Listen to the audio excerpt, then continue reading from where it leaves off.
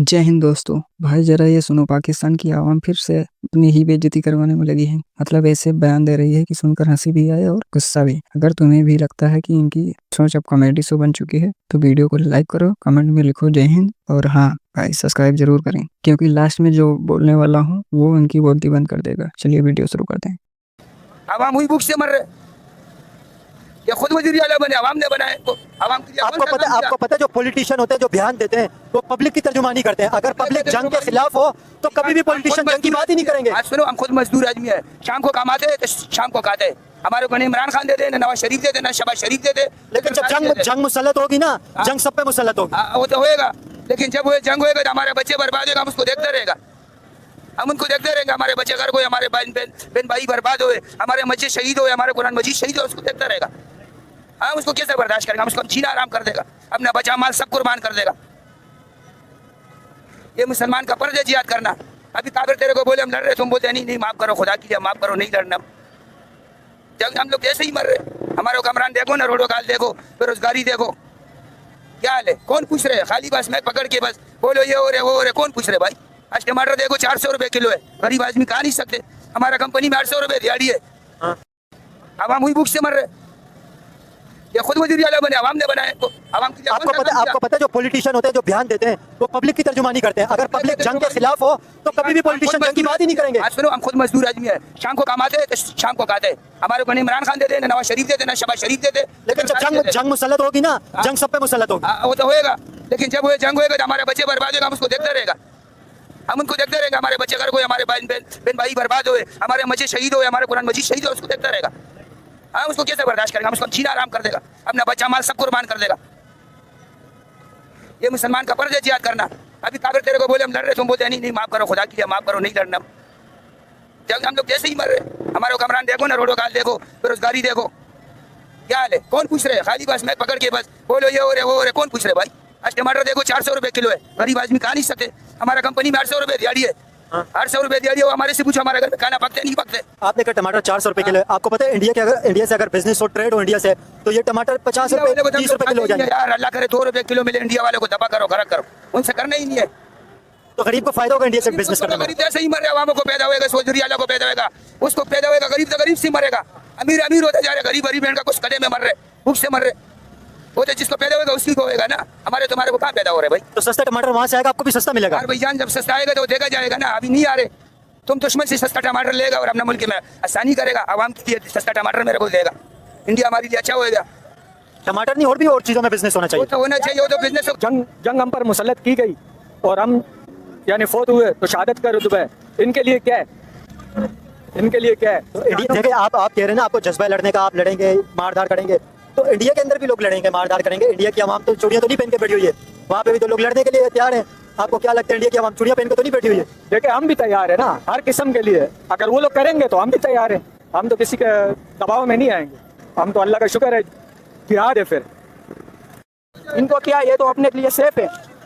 खैबर पख्तूनख्वा में आवाम मर रही है, ऑपरेशन कर रहे, बच्चे मर रहे, इसका आपने पूछा है किसी से? तो मतलब नुकसान हुआ ना जंग के। देखो जहाँ पे कन्फ्लिक्ट होती है वहाँ पे सिविलियन को नुकसान होता है, पब्लिक को नुकसान होता है। अभी जंग भी होगी, अभी रशिया यूक्रेन के अंदर जो जंग हो रही है, ईरान जो इसराइल की जंग हुई थी, उस जंग के अंदर पब्लिक नहीं मारी गई है। तो जंगों के अंदर पब्लिक मारी जाती है ना, पब्लिक आपके ज्यादा जंग होनी चाहिए ना। इंडिया मार रहे। देखिए इंडिया और पाकिस्तान की जो जंग होगी, आपको पता है दोनों बड़े मुल्क हैं, नो डाउट, लेकिन आपको पता है जो इंडिया पाकिस्तान की जंग होगी, ये तबाही दुनिया की सबसे बड़ी तबाही होगी। देखो इंडिया जो है ना उन लोगों ने हमले किए, ना रूस ने किए, ना अमेरिका ने किए। खैबर पख्तूनख्वा में जो भी हो रहे ना, ये सारे अपने फौज ने किए। समझिए, छोटे छोटे बच्चे मर रहे। ये पिछले हफ्ते में, आपको पता भी नहीं होगा, इस बात का इल्म भी नहीं होगा, हमसे पूछो, हमारा कबीला है, हमें पता है। 22 बच्चे जो लाश भी नहीं मिले उनके। ये कौन? लेकिन वहाँ पे टेररिस्ट कहा जा रहा है, टेररिस्ट है ना वहाँ पे? कुछ भी नहीं है। क्या टेररिस्ट है? टेररिस्ट भी यही लोग लाते और फिर मारते भी यही लोग हैं। तो वहाँ पे दहशतगर्द तो है ना, हमले तो करते हैं दहशतगर्द। दहशतगर्द कहाँ से? यही लोग दहशतगर्द ला रहे, और कहाँ से आ रहे? दहशतगर्द तो हमने देखा ही नहीं है, तो ये दहशतगर्द भी यही ला रहे। और तो ये फिर जो बम हमले करते हैं, जो लोगों के ऊपर हमले करते हैं, खुद कुछ धमाके करते हैं, तो ये दहशतगर्दी करते हैं। और कौन करते हैं यार? दहशतगर्द जो है ना, ये इन लोगों का 1990 से यही सीन चल रहे। जनरल मुशर्रफ के टाइम से यही सीन चल रहे, दहशतगर्द है, दहशतगर्द है, ऑपरेशन है, ऑपरेशन है। कहाँ है अभी तक? क्या कर रहे हैं ये लोग? कराची में पहले दहशतगर्दी थी। 30-40 साल में इन लोगों ने दहशतगर्द। सुने आप कराची में रह रहे कितने टाइम से रहे? मैं कराची में 15 साल से रह रहा हूँ। तो यहाँ पे कराची में आप ज्यादा नहीं 8 साल पहले जाए, कराची में दहशतगर्दी थी। यार कराची में थी ना दहशतगर्दी यहाँ पे, तो दहशतगर्दी किसने खत्म की है?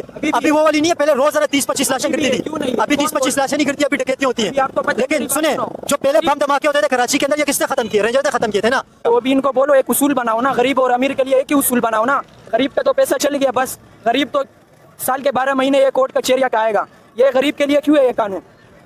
जय हिंद दोस्तों। भाई साहब, पहले तो मैं यही कहूँगा कि पाकिस्तान की गलियों में जब भी कोई माइक लेकर निकलता है तो लगता है जैसे कॉमेडी नाइट पाकिस्तान एडिशन चल रहा हो। मतलब आप सुनो, कोई कह रहा है हम तैयार हैं जंग के लिए, कोई कह रहा है हमारा बच्चा शहीद हो जाएगा, और कोई तो ये भी बोल रहा है हम भूख से मर रहे हैं तो चलो जंग ही कर लेते हैं। अरे वाह, मतलब बेरोजगारी का इलाज बम है क्या भाई? पहले पेट भर लो फिर देशभक्ति का नारा लगाना। ये जंग जिहाद का जो जुनून है ना, ये बस कैमरे पर ही दिखता है। एक बंदा बोला हमारे पास खाना नहीं, कारोबार नहीं, लेकिन अगर जंग हो गई तो अच्छा होगा। भाई ये क्या लॉजिक हुआ? मतलब घर में रोटी नहीं लेकिन जंग में बम जरूरी चाहिए। कोई इनसे पूछे टमाटर 400 रुपए किलो है और बिजली नहीं है, आटा नहीं है, और बात करते हैं जंग की। जंग से तुम्हारे टमाटर 4000 रुपए किलो हो जाएंगे। फिर एक सज्जन बोले हमारे बच्चे शहीद होंगे, हम सब कुर्बान कर देंगे। भाई कुर्बानी की बात करने वाले नेता कुछ विदेश भाग जाते हैं, औलादे तो उनकी लंदन बर्गर खा रही है और गरीब पाकिस्तान मार खाती है, वो भी इस सोच में साथ की इमरान खान और नवाज शरीफ जंग में सवारी कराएंगे। देखो, भारत में उंगली उठाना आसान है, लेकिन पाकिस्तान की हालत देखकर लगता है कि ये लोग भारत को नहीं अपने ही सिस्टम को हर रोज हराते हैं। खैबर पख्तूनख्वा में बच्चे मारे जा रहे हैं, बेरोजगारी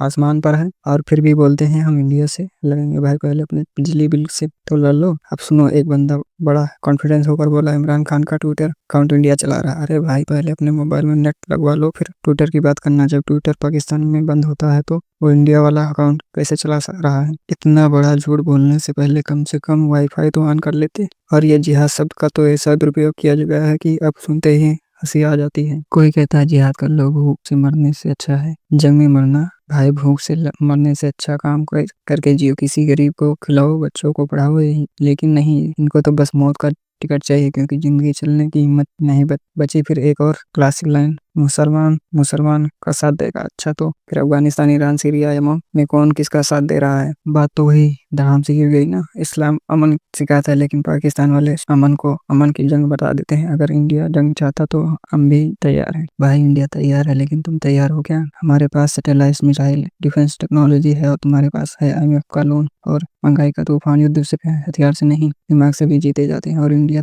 और दिमाग तुम्हारे नेताओं ने बेच दिया है। फिर एक समझदार आदमी भी आता है वीडियो में, इसने कहा जंग नहीं, अमन होना चाहिए, बेरोजगारी के खिलाफ जंग होनी चाहिए, महंगाई के खिलाफ जंग होनी चाहिए। बस यही एक लाइन में सारा सच था, बाकी सब लोग नारे लगा रहे थे जैसे फ्री डाटा के साथ फ्री जोश मिल गया हो। वो बंदा असल में जनता की सोच बोल गया, क्योंकि पाकिस्तान के असली दुश्मन भारत नहीं बल्कि उनकी अपनी सरकारें हैं, जो 70 साल से जनता को बस इंडिया डर का इंजेक्शन लगाती आ रही है। अब जब कोई भारतीय ये वीडियो देखता है तो उसे दया भी आती है और गुस्सा भी आता है। दया इसलिए कि मासूम लोग भी उसी सिस्टम में फंसे हैं जो खुद का भला नहीं चाहते, और गुस्सा इसलिए कि हर बार भारत की तरक्की देखकर इनको जलन होती है। भाई हमारी सड़कों पर मेट्रो चलती है, तुम्हारी सड़कों पर बम फटते हैं। फर्क यही से शुरू होता है। और आखिरी में ज्ञान गुरुजी आगे जो बोले, एजुकेशन इज नथिंग बट के नॉलेज इज पावर। वाह भाई, मतलब तालीम बेकार है, बस दिमाग से काम करो। और फिर यही दिमाग 75 साल से मुल्क चला रहा क्यों नहीं पा रहा है? जब दिमाग से मुल्क चलाते तो आज पाकिस्तान IMF के दबाव पर बार बार भीख नहीं मांगने जाता। भारत की ताकत ये है कि हम जंग नहीं, जिंदगी में यकीन रखते हैं। हमारे जवान सीमा पर खड़े हैं ताकि देश के नए बच्चे स्कूल जा सके और देश के लोग शांति से अपना काम करें। और उधर पाकिस्तान के लोग